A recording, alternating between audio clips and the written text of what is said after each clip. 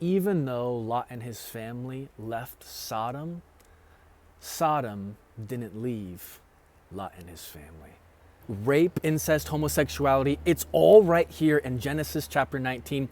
Truly a wild chapter. And there's a lesson to be learned in all of it. Stick to the end to discover the truth hidden in Genesis chapter 19. Hey, my name is Michael. I'm journeying through the Bible in a year, one video every single day. Thanks for joining along. Today's reading is Genesis 18 through 21, but I want to land primarily in Genesis 19. Before that, we're going to look at Genesis 18. In fact, at the end of chapter 18, God has this conversation with Abram. God says, I'm going to destroy this city called Sodom and Gomorrah. It's a city known for all kinds of wickedness. And Abram has this conversation with God. They form an agreement. If there's 10 righteous people in the city, God will not destroy it. Well, long story short, there were not 10. And so what happens in chapter 19 is these two angels show up in Sodom and Gomorrah. Lot finds them and he brings them into his home. Good thing. All of a sudden things get weird, because it says in chapter 19 that men from Sodom and Gomorrah, both young and old, knock on Lot's door and demand these two men come out so that they can rape them. It's like horrific, and you almost can't believe what you're reading. But then it gets even weirder, because then Lot says, I'm not going to give you these men, but rather you can have my two virgin daughters instead. They don't want the girls, they want the men. So they start to barge in on Lot's door.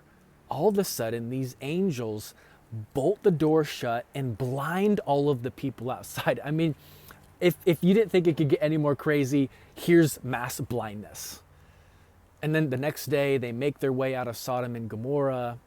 God tells Lot and his wife, don't look back. Lot's wife, she looks back. She turns into salt. It's like, you can't believe what's happening.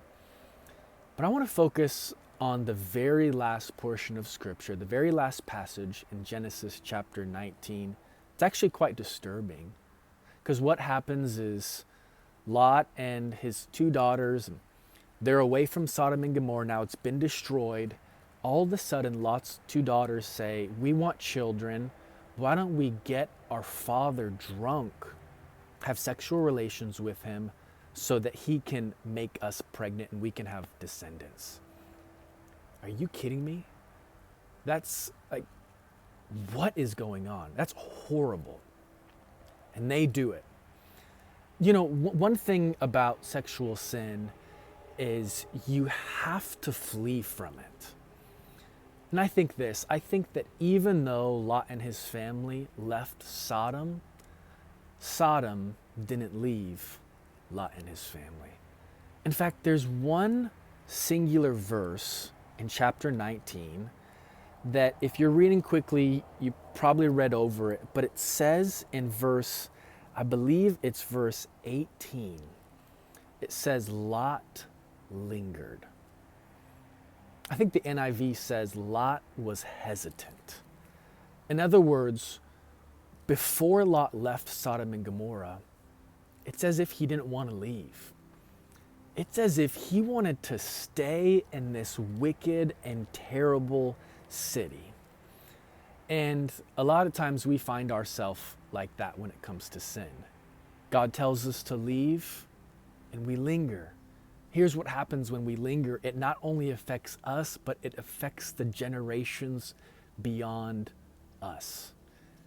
When we flip to the New Testament, there's a verse when it comes to abstaining and overcoming sexual sin, which, man, I wish Lot would have known. It's out of 1 Corinthians chapter 6, verse 18.